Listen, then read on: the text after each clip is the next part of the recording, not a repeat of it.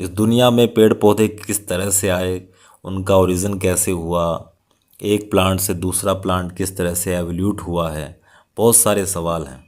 Class 11th की NCERT में वो एवोल्यूशन दिखा रखा है कि एक प्लांट से दूसरा प्लांट किस तरह से डेवलप हुआ है, ओरिजिनेट हुआ है, और दुनिया के पहले पौधे कौन से थे। और इस दुनिया में जितने भी पेड़ पौधे दिखाई देते हैं, मिलते हैं, अपने आसपास उग रहे हैं, उन सब को 5 कैटेगरी में बांटा गया है।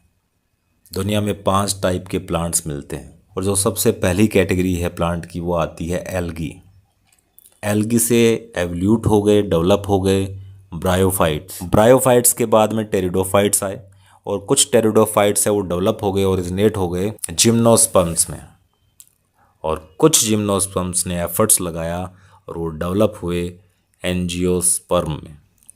तो सबसे पहले जो प्रिमिटिव प्लांट थे दुनिया में, सबसे पहले जिस स्ट्रक्चर को प्लांट बोला गया वो थे एल्गी, और कॉमनली इनको अपने कहते हैं काई।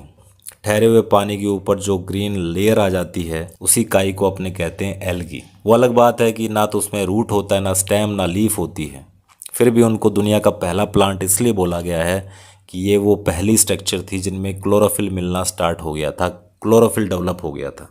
और जिन पेड़ पौधों में रूट, स्टेम और लीफ नहीं होते, ऐसे प्लांट को बोला गया है थैलस। तो एल्गी को कई बार अपने कैटेगराइज्ड करते हैं थैलोफाइटा में भी, और सब के सब एक्वेटिक होते हैं बिना किसी एक्सेप्शन के सब पानी में लगते हैं।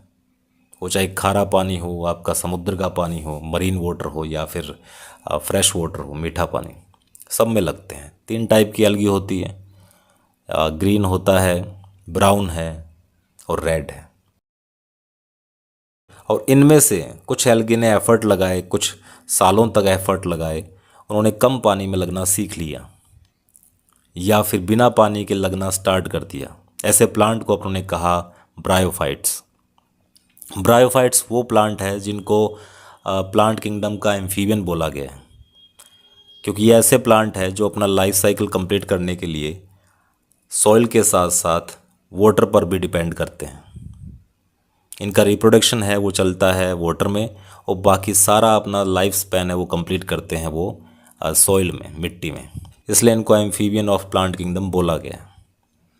और ये पानी से ज़्यादा दूर नहीं लगते, या तो ये पानी के किनारे लगते हैं या फिर शेडी एरिया में लगते हैं, जो बड़े प्लांट होते हैं, बड़े पेड़ हैं, उनकी छाँव में लगते हैं। और जहाँ पर मॉइस्चर का कंटेंट है वो हाई रहता है, तो वहाँ पर ये प्लांट देखे जाते हैं। इस प्लांट कैटेगरी में 3 टाइप के प्लांट मिलते हैं, लीवरवर्ट्स, मॉस और हॉर्नवर्ट्स। हॉर्नवर्ट्स अब एक्सटिंक्ट हो चुके हैं, विलुप्त हो चुके हैं, नहीं मिलते। तो आपकी बुक में सिर्फ लीवरवर्ट्स और मॉस दिए हुए हैं।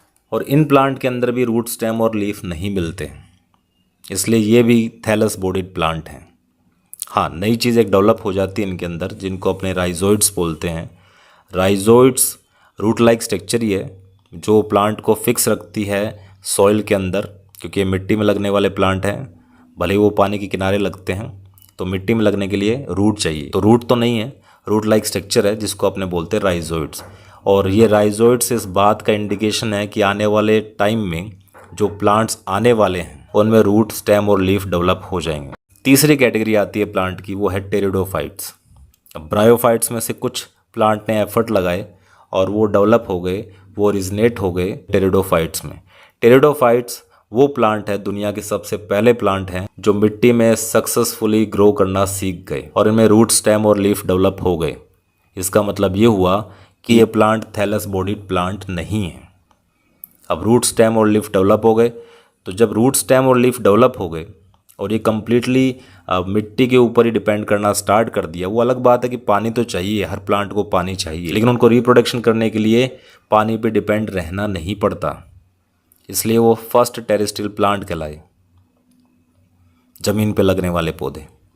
और जब ज़मीन पे लग गए, जड़, तना, पत्ती डेवलप हो गए हैं, तो जड़, तना, पत्ती डेवलप होने के बाद ज़रूरत होती है पानी को ऊपर पहुंचाने की, और लीफ के अंदर जो फूड बनता है उसको पूरी प्लांट बॉडी के अंदर ट्रांसपोर्ट करने की। तो उसके लिए वैस्कुलर टिश्यूज़ भी चाहिए, और वैस्कुलर टिश्यू डेवलप हो गए इन प्लांट्स के अंदर।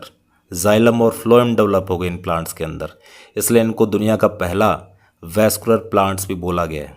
हाँ, शुरुआत हुई है अभी अभी जाइलम और फ्लोएम बने हैं, तो जाहिर सी बात है कुछ कमियां रह जाती हैं।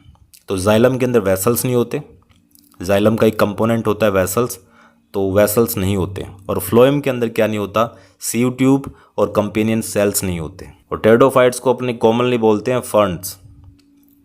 अब आगे आने वाले जो प्लांट थे, जो टेरिडोफाइट से जो प्लांट डेवलप हो गए, वो थे जिम्नोस्पर्म्स।